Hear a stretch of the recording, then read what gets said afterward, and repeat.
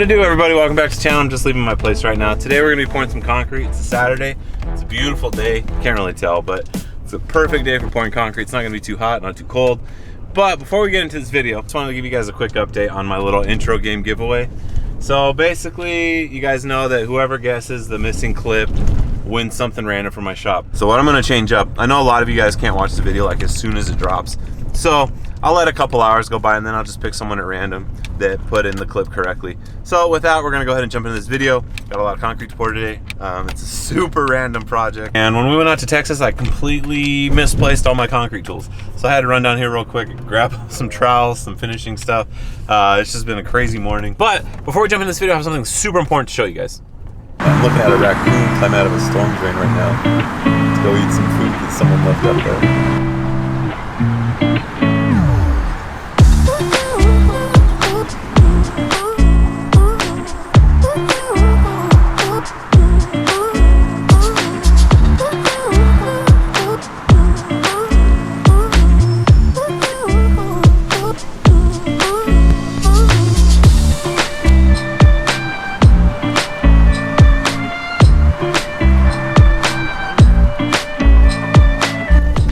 Actually wasn't that important. I just thought it was interesting. Someone's leaving dog food or cat food out for a raccoon to eat. This is one of the projects that I've been doing on the weekends and sometimes when I got a slow day for the past couple months. I built a bunch of these wire boxes, filled them with rock.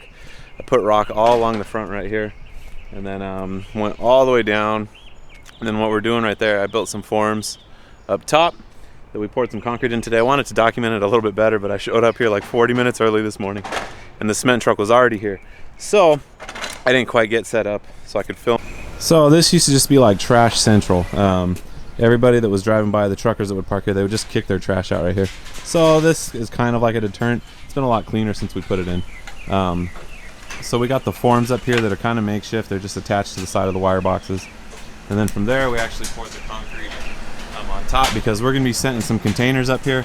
And we're going to be putting like a nice logo for the business on the front right here. It should look real cool when we're done.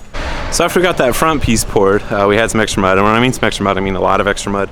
And I knew we would. I ordered a full truck. So we got a little piece ready back here in the back real quick that's kind of been like a problem child.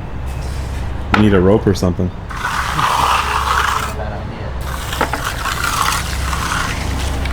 Hey Landon, I put 75 gallons of diesel in my tank.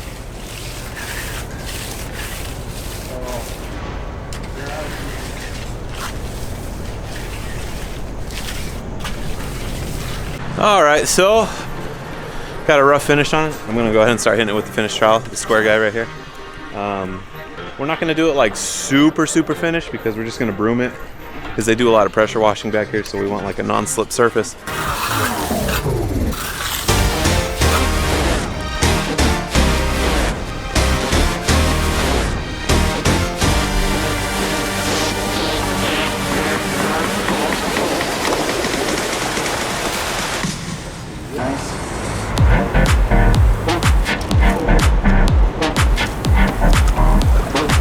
Alright, so fun fact about this place, this is where I got my start driving truck. Well, legally.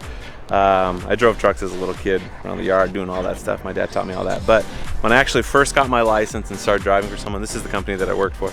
So they're a super awesome company to work with. If my business ever goes belly up, you better believe I'll be back here. Wrapping up the concrete, this is the little concrete that we poured today. It turned out all right. We had some super weird angles that we were trying to match. Like that's a different angle over there. We got a curb over here that we were coming up to. Sidewalk over there, and then a little goalie down here. So there wasn't really any form work that we could do. We just had some rebar down there. We started pouring it, started shaping it as we went, and it turned out all right. I just did the broom finish on it. So I'm gonna clean up all my tools, put in my truck, and then I'll go up front and I'll show you guys that little lot up there from the backside, kind of show you what it looks like. All right, so this is the front lot that I've been working on for the past couple months. This is like a side job that I just do when I'm like slow. As you guys can tell, it's been a little bit, the weeds are starting to grow back. But now that we got that slab poured right here, we're gonna go ahead and finish this off. It's gonna get a container right there, another container over there. It's gonna get the company logo up front. I'm gonna bring in a little bit more material, grade this out real nice. It's gonna get asphalt, and that way we can start filling this lot with containers and free up some more space in the yard because they're getting pretty full. All right, now before I take off here, we got Landon right here. He's one of the head honchos down here at Arctic Containers. They are a San Diego-based family-owned company that does anything that has to do with dry storage, refrigeration, well, as far as like the C boxes or the 40-foot reefers or 20-foot reefers, whatever you want to call them. And then they also do hazardous material storage, and it's rental and sales now, right? Yeah, so if you guys want to rent or buy them, these are the people to talk to. So if you guys are interested in this, go ahead and drop a comment down below, and I'll get you guys in touch with them, because they are an awesome company to work with. I know that personally because I used to work for them. And so this is where I got my start actually driving truck legally. This is the guy that taught me how to drive. He went to the DMV with me probably, was it 4 times? 3? 3, a lot of times. The maximum amount of times that you can take the pass. And he's a patient dude. He stuck with it and got my license. So I got a lot to contribute for my business from this guy. So anyhow. Thanks. Yeah. I'm going to go ahead and wrap up. We're done here for the day. Yeah, I got some other stuff I want to show you guys. So I just ordered the new chicken waffle sandwich from Carl's. Could be good. It's got like a honey glaze on it. We'll see. Might be horrible, but I'll let you guys know. Well, this chicken waffle sandwich is pretty small. I thought it was going to be a little bit bigger, but I don't know. We'll see how it tastes. It's pretty good. I'm glad I got some jalapeno poppers to go with it too. But I'm headed back. I got some DG that I got to move around, and we're going to go ahead and jump into the next part of the video. I got to get this thing fired up. We're going to hook up the Denali to the big 40-foot gooseneck. This thing's going to be putting in some serious work in the next couple days. Did get some new batteries for my camera, so making videos is going to be a heck of a lot easier. So I'm going to go ahead and get this thing fired up, and then we'll go ahead and get into this video. Hope you guys enjoy it. Let's roll. Let's start warming up. All right, while I'm getting loaded up, I'm going to go ahead and use the Manscaper and shave my beard off. It's getting a little bit past my, my comfort point. So after I'm done here, I got to take the excavator back, get rid of the load. I just got a phone call. I got to go pick up another load of DG. So today just turned into a super busy day because after all that, I got to hook up to the 40-foot gooseneck and go pick up a huge container. So it's just all part of the hustle.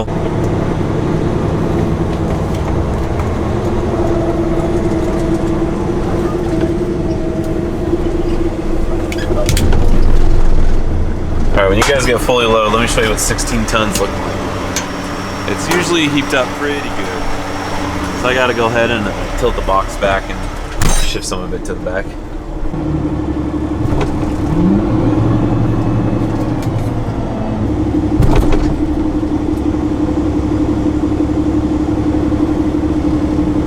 All right, let's see how that turned out. Let's go ahead and spray this down a little bit. Big old dozer pushing stuff over the hill up there. Big boy.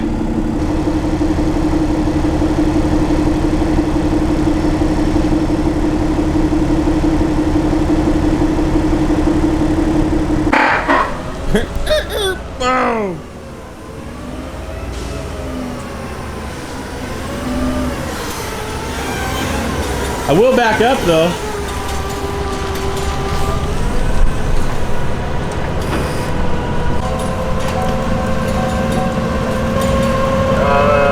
Yeah, that's how they want it unloaded. And then you're not so far enough back on this trailer.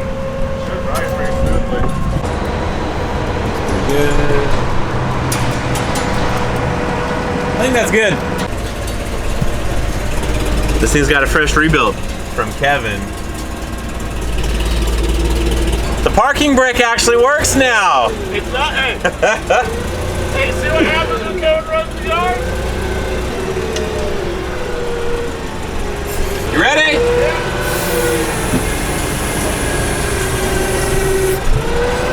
I shift that way a hair. So look back up. Yeah, you're close, just a hair, dude.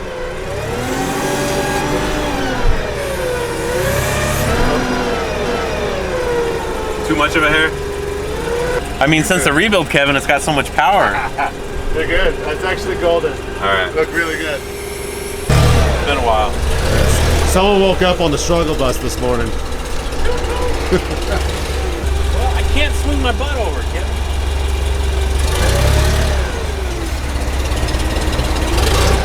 I'm gonna have to edit this out. This is what you don't do. Number one thing, you don't let someone that doesn't know how to work equipment run equipment. I didn't know Austin Powers worked here.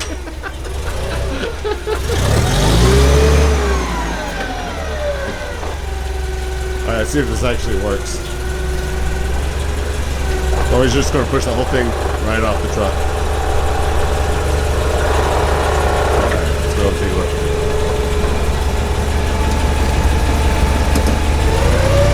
Pushale, poquito más, poquito.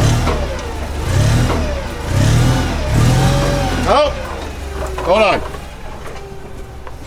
You know what? I'll take a 1/4 inch. We're good, we're good. All right, Merry Christmas and the camera back.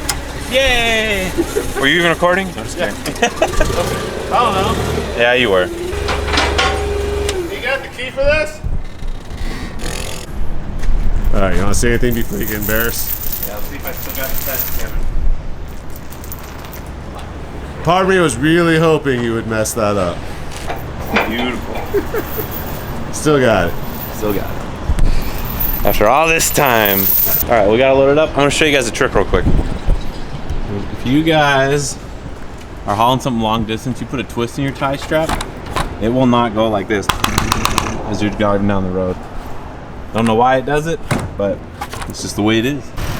And this is why you always carry spare fuses with you.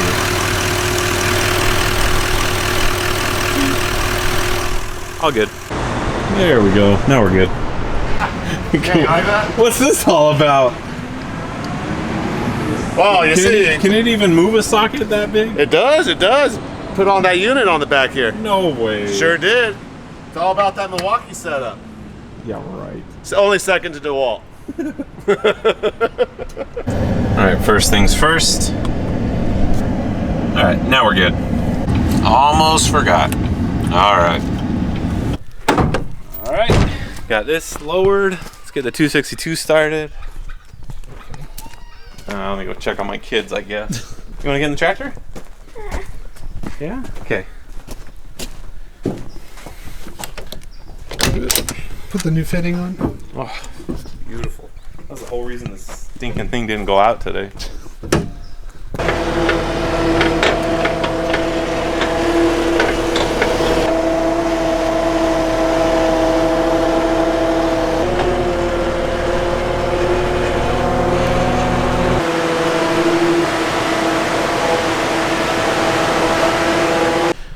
All right, so after a very filling dinner, we're in the one bay where all the lights work. So I'm gonna go ahead and disconnect the hydraulic hoses. It's kind of hard to see, but there's 4 bolts right here. Disconnect these, and that's the actual hammer assembly itself. The rest of this stuff, it's kind of non-essential. It's just mounting hardware. All right, so we got this thing torn apart. We did find the problem. You guys can see what's left of the seal right here. Not much. This one's in bad shape, but this is what it's supposed to look like. So I'm gonna run around town tomorrow, try and find one of these, so we can get this breaker back up and operational. Take all of them. Take all the O-rings. Yeah. All the O-rings. These are shine the light on this thing.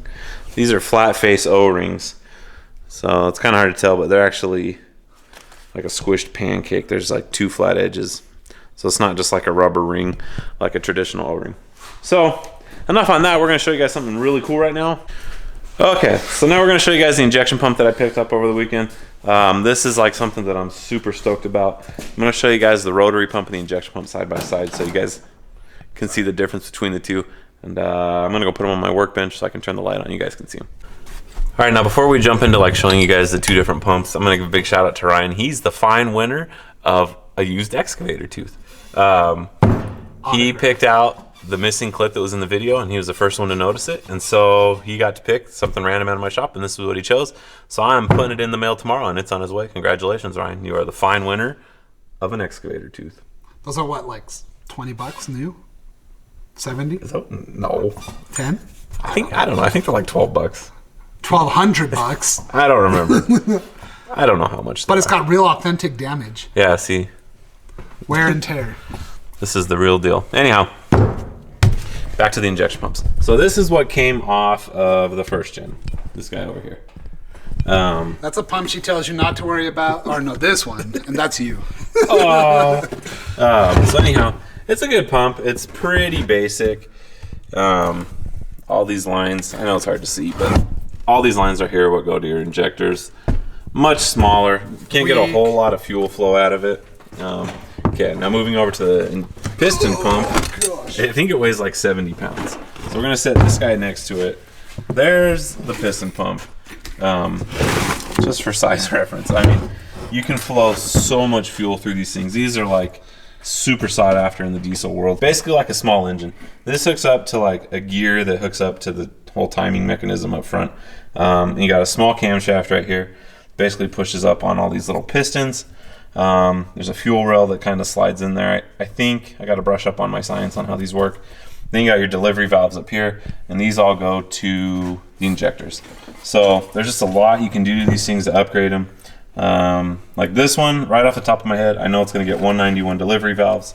It's going to get a different rack plug, which is this guy right here, which allows the fuel rail to slide even farther forward for more fueling. Roll call.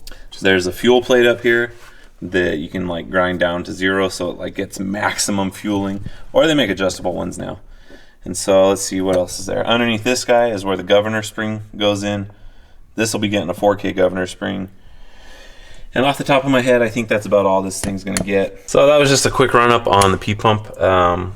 It basically just presented itself to me over the weekend, and I jumped on it because these are getting harder and harder to find. So it's probably gonna get a bath, it's gonna get soaked, it's gonna get cleaned. I'll probably open it up a little bit, Spa day. but not too much. These things are like super bomb proof. The fact that this was remanufactured means that someone drove whatever this was in a lot, because there's not really a whole lot that can go wrong with them. And that's why they're sought after so much. But anyhow, VE piston pump. Weak, strong. Wimpy. Is that good? Is that good for today? That's good. 10 minutes ago. Yeah, we're done. It's late. It's 10 o'clock. We had a bad day. More cool stuff to follow. So I'm going to show you guys the new seals real quick. You guys can barely see them down in there. It's just that little white ring. There's 2 of them. This outer one right here just crumbled in my hands. And so I'm hoping that was the problem. The rest of the O-rings look pretty good. So I'm going to go ahead and put the actual chisel back on here, tighten it down, and then mount it back on that thing. All right, so here it is all pretty much put back together, minus the hoses. And go ahead and put it back. You're making it loud. We're gonna go ahead and put it back in the bracket, whatever that is. I don't know. Yeah, the skid steer plate. Yep. This is really heavy. I can barely lift it with one hand. What's up, Josh? Oh, we need the box. I think it's gonna work. I hope. You had to rebuild this camera? Yeah. It was like, shoot. That would be so cool, that would. I don't know if this is tall enough for one. This is from my trucks. But maybe. I want to do a pit right here. For sure. All worn down. That's okay. They're not important. I might need a third hand on this if you want. Maybe.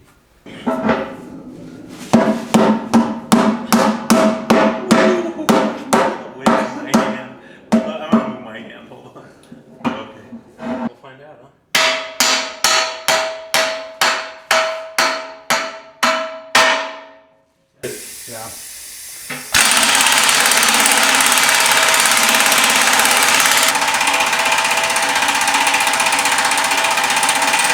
$50 for one O-ring.